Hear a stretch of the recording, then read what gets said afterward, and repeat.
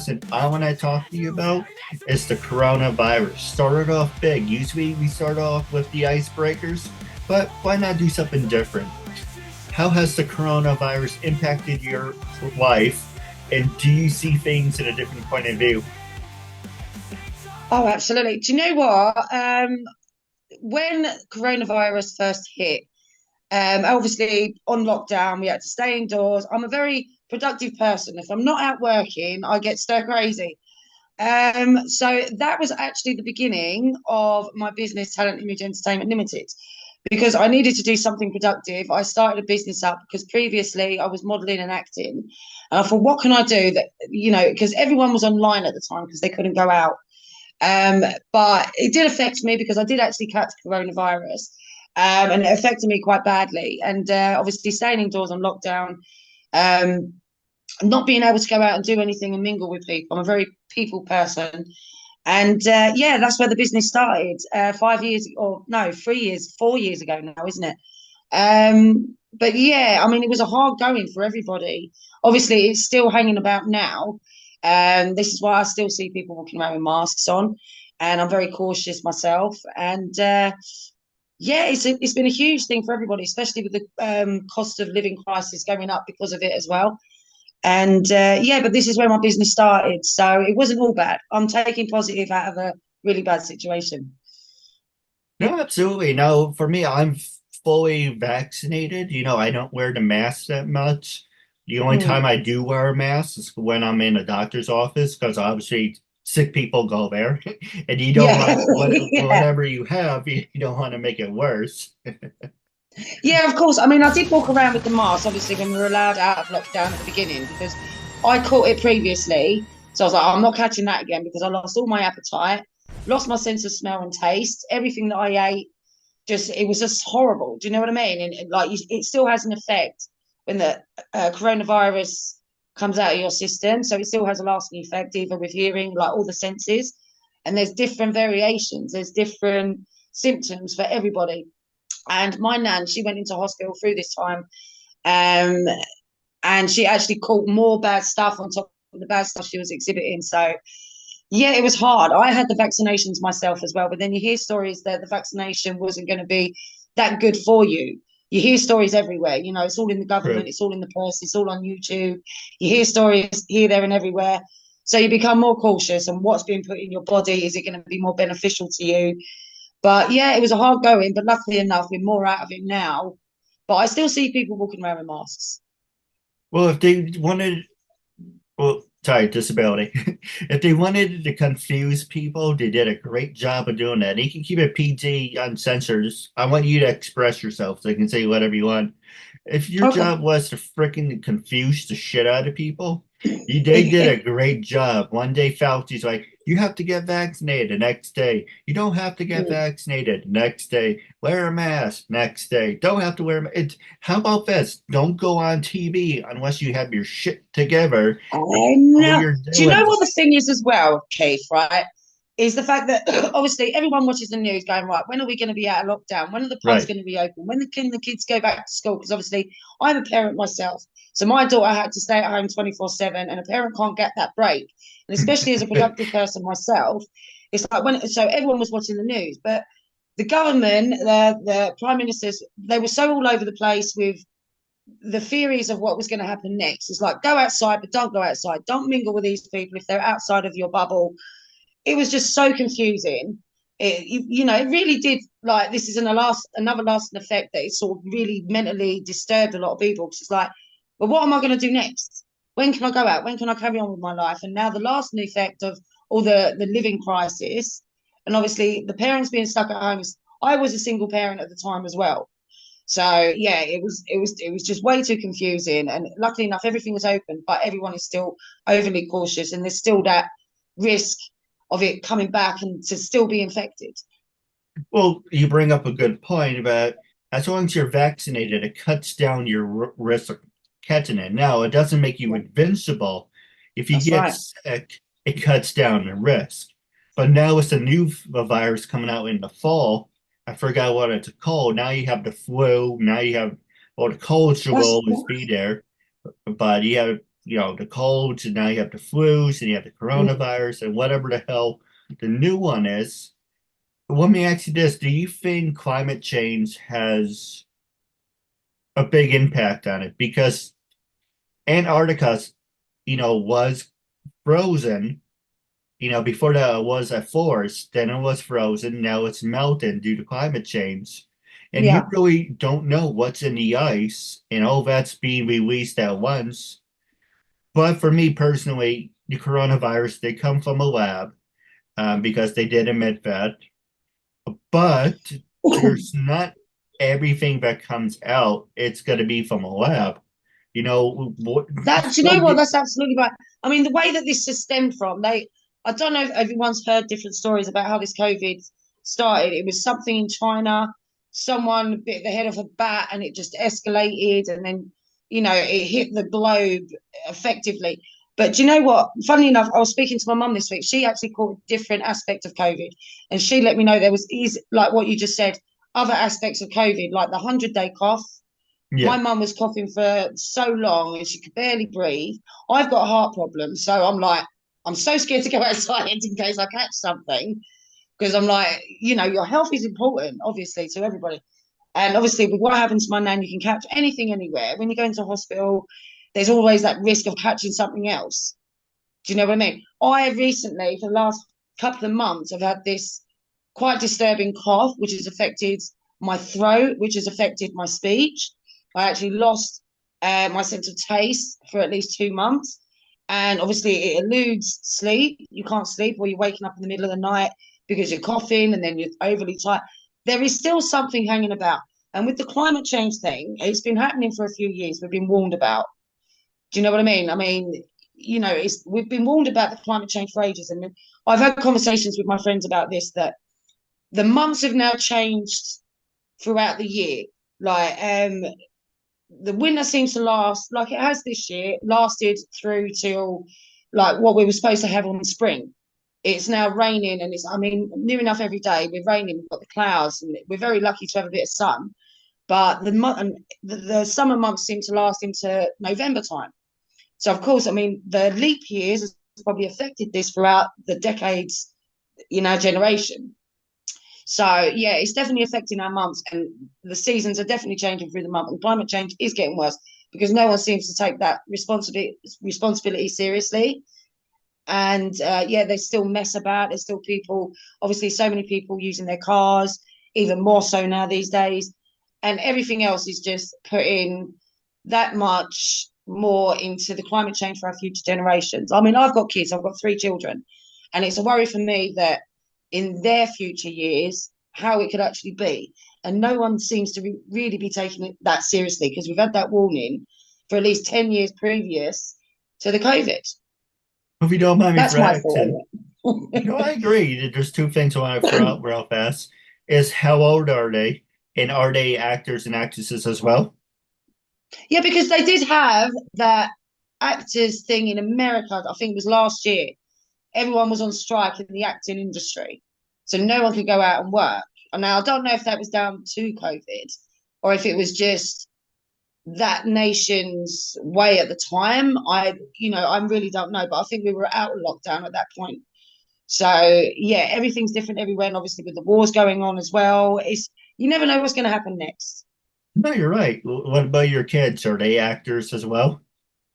Well, my eldest son, he's 26, Shawnee. He's a cage fighter, professional cage fighter. So it did damage his career. And he's also a trainer in a gym. He trains other fighters, jiu-jitsu, martial arts, and things like that. And he's doing really well in his career. So he has to mingle with a lot of people. Now, my other son, who's 20, Bailey, he's a music producer now in university. So that is causing him a bit more problems because obviously he couldn't go to university. He's got to watch, the people that he hangs around with, because obviously the infections and things like that. My daughter, she's 6 years old. She's been a model. She's been an actress. She's been in a film with me called Lady Trillium, which is an award-winning film, with some of the information I sent you through email. She was actually in that. So yeah, it has affected us because obviously through lockdown, my kids couldn't see each other because my kids being older, they couldn't really communicate. They couldn't see each other. So it was really hard for me, really hard. But over that, they've done well, but there's still that caution, that wariness that you've got to be careful who you're around because you don't know where they came from, you don't know who they've been around. It's just constant caution.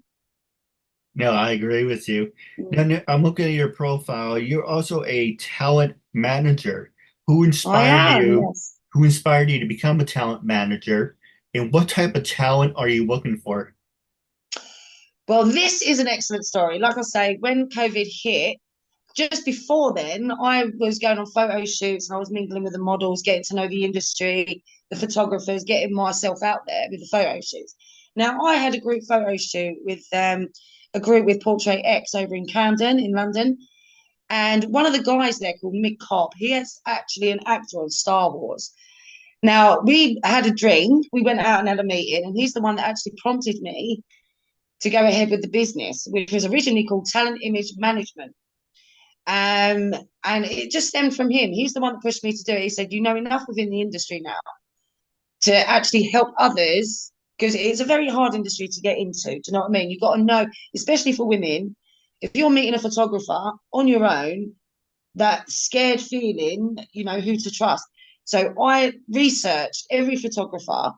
They used to come to me and go, right, this photographer has asked me for a photo shoot. And I'm like, what location? Give me their links. I'll look into it. I'll make sure you're safe, you know. So I started going on photo shoots. I put myself out there and then it just escalated. And now we're an award-winning business. I'm very proud of it. We've been going for over 4 years. I've been in the industry for 6 years. So straight away, it seems to be something that found me rather than me pursuing it, if that makes sense. And it's gone great every single week. There's no expectations. There is a 5 year plan now. But as I started out, I was like, I didn't know how it was going to go. I didn't know if it was going to be successful. I didn't know if it was going to be something that would become as big as it is today. You know, I've just gone with the flow of it, take each day as it comes. And you know what? That seems to have worked for me. And now I'm working with award winning directors, actors, and they're sending me all their work to look over for my opinion. They're sending me scripts to go over, and I'm sort of being their screenwriter ghost, you know, to make any mistakes to redo. Now I'm arranging my second again for August. My business has been in magazines, I've been in films, I've been on Channel 4, I've had radio interviews, I've got more coming up. My event in August is going to be huge. It's a film trailer and a short film showcase. I've got people bringing me their films, and my co host is Emmanuel Francique, who is an award winning director in the UK and America. We've got films coming up in America next year. It's just getting better every single day. So I'm glad I've stuck with it through the hard times. Absolutely. Now we're going to take a quick break, and when we come back, we're going to talk about TV shows. Okay, lovely. Now we're back from a quick commercial break. Now, the reason I do commercial break is I want to do different transitions. So, well, I did say commercial, so but why not do it like a commercial? Today, it's Thursday. If you're a fan of Apple TV, make sure to buy an Apple TV. And I think for $9.99 a month, you watch some great content. Maybe $5. I'm not really sure about the price, but if you have Apple TV, they have great content. So I recommend watching Apple TV. If you also have Peacock and by NBC has some great shows. Make sure to watch Apple TV and Peacock. So that being said, now I do have a couple questions I would love to talk to you about off the air. I'd love to work with you. And now, as a talent manager, social media. How has social media impacted your life? Can social media make you or break you with everything you, sorry, do it again. With everything that you accomplished in your career as a talent manager, how has social media influenced your career? Well, very well. I mean, if it wasn't for social media, I wouldn't be where I am today. It gets you networking with people all over the world. Obviously, I can't do that personally. Being a mother, being a parent, doing everything you need to do at home. So social media has been the biggest influencer. You can't do what I do without it. Obviously, with the casting, directing, getting to know people on all the social media platforms. You wouldn't get to know half the people that I would have met. I know people in India, America. I'm talking to David Monroe, which is Marilyn Monroe's great nephew. And we're speaking at the moment. I would never have met half the people I would have without it. So it's a huge influence for anyone that wants to widen their communication, their community within the industry. I've got international ambassadors, one of them in Cameroon, two in the Philippines. I'm meeting so many big names. I know a guy called Sylvia Simak that was in Transport 4 with Jason Statham. Yeah, it's the biggest thing that you can have in this industry to widen your community. 100%. You need social media. Then the next question I want to ask you, do a little pause here. Next question I want to ask you is song of the day. What song did you listen to today? And what groups influenced you to become an actress? Okay, well, the first song, my song, I always put this out to sort of motivate people. If they're feeling on their low points, it's called Superheroes by Imagine Dragons. Um, it's just an uplifting song. I can be a superhero. You can be in the Wall of Fame. Your name can be in lights. Just keep working. It's just such a motivational song, especially in this industry. Now, I've put it out on my groups just to motivate people that are going, okay, I can't do this no more. It's too stressful. I'm not getting anywhere. But I do remind them that this industry has slow moments. You're not going to get anything for a while, but it gives you an opportunity to either work on your acting career, do yourself some own, practice some scripts to remember the lines. Is always a way that you can better yourself through the quiet times. So that song, Superheroes, has been a huge influence for me. So I try and send it out to my clients, colleagues, and associates. And I'm sorry, I forgot the last question. The second question to that. Oh, you did song for the day. What music groups do you listen to? There's Imagine Dragons, there's Pink, the soundtrack of The Greatest Showman, all very fantastic. I'm actually writing my biography at the moment with musical interludes that you can listen to because it's a very emotional book about my life and where I've come from to where I've come. And I'm doing a production documentary called Black Sheep, which I was, and how to overcome it. So there's always these little knocks in life that you've got to handle, and there's songs and music is the one thing that you should go to get yourself out of all of this chaos, get yourself out of the crazy chaotic world, that you need to listen to music, especially motivational stuff No, you're that is going to absolutely lift you and right. go, right, yeah, I can do this. So the next one I want to ask you, have you worked with people with disabilities? And for people with disabilities who want to work with you, how would they go about that? I work with anybody and everybody. I've got disabilities myself. Obviously, everyone these days has got mental health with everything that's going on, but it's hard to get out of that. I've got a damaged heart. I've got a slip disc in my back, which is called nerve damage to my legs.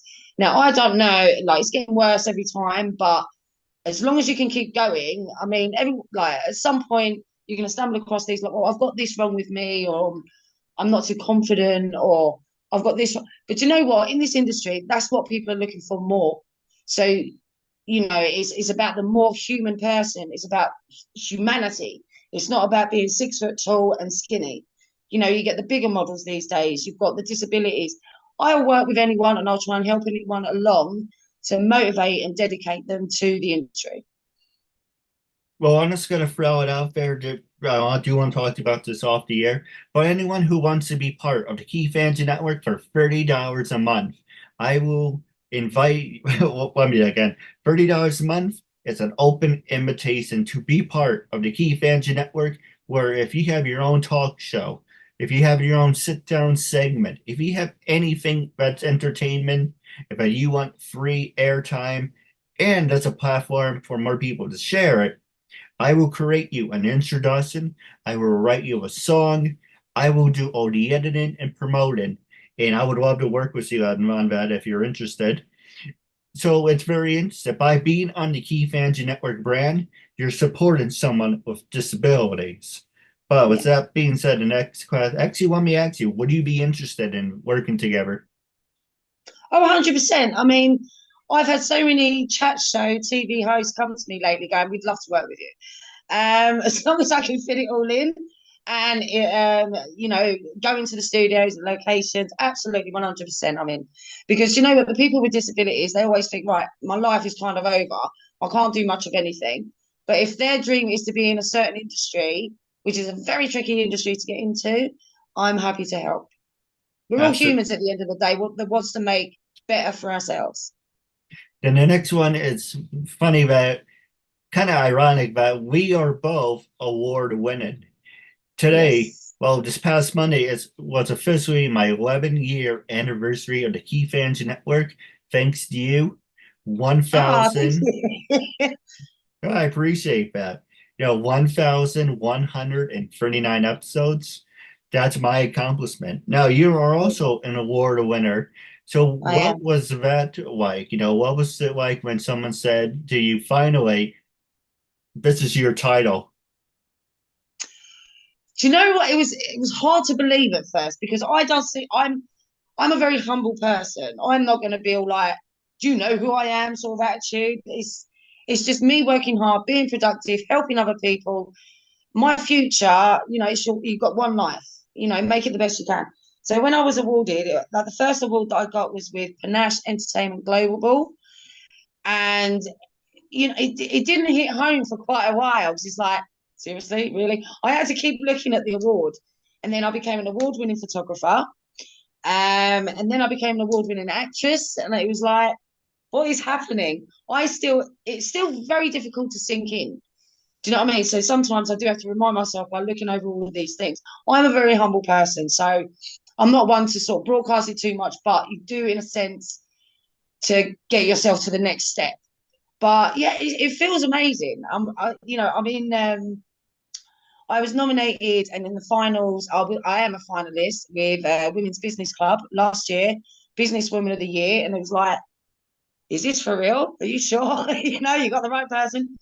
Now this year, I've been nominated with the Women's Business Club for Business Mum of the Year 2024 in the top in the shortlist, and then I got another email from them saying you've been nominated and in the top 10 for Women's Business Voice, like motivate.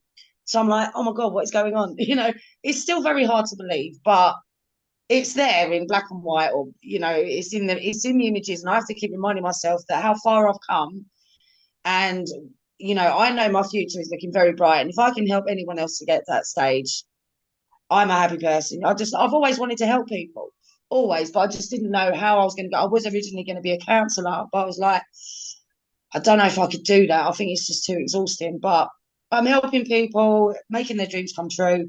I'm also making my own dreams come true, and I know my future is going to be. It's so amazing now. It's just so exciting. Well, like I said, I do have some great ideas I can talk to you about off the air. But Yeah. wrapping up our interview segment, I want you to be brutally honest, or one of my favorite expressions, I want you to be bloody honest. When I first approached you to be a guest on my talk show, what made you say yes?